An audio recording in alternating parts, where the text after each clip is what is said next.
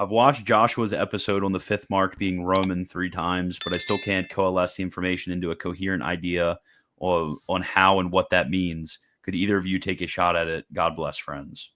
Fifth, I'm not sure what fifth mark is. Oh, the mark of Romanness. The mark of Romanness. What does that mean?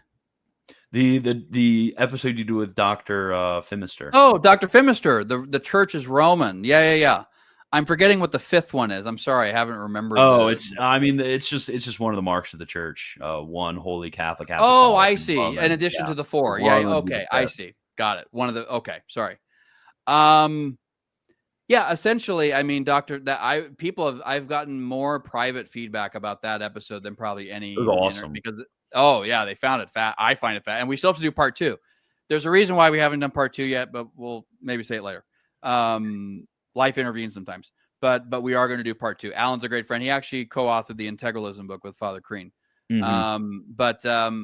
Essentially, it's that the fourth kingdom in Daniel 2, and then I think later in Daniel 7, is described as being destroyed by the Messianic kingdom, and the Messianic kingdom sort of taking over.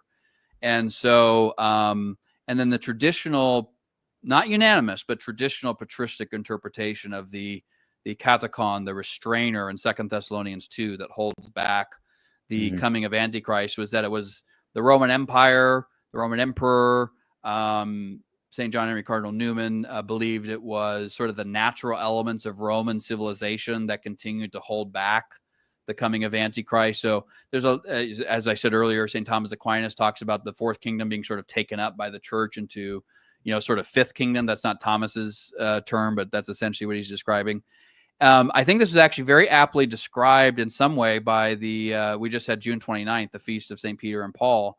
And Pope Leo, St. Pope Leo the Great, he said, Sermon 82.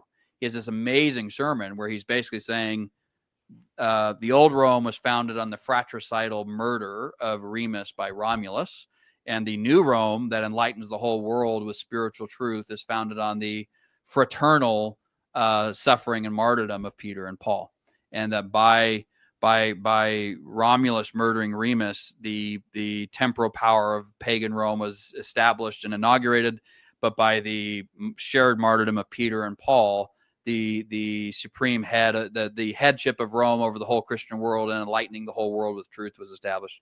So that's essentially the idea that the fourth kingdom was prepared to be the fifth kingdom.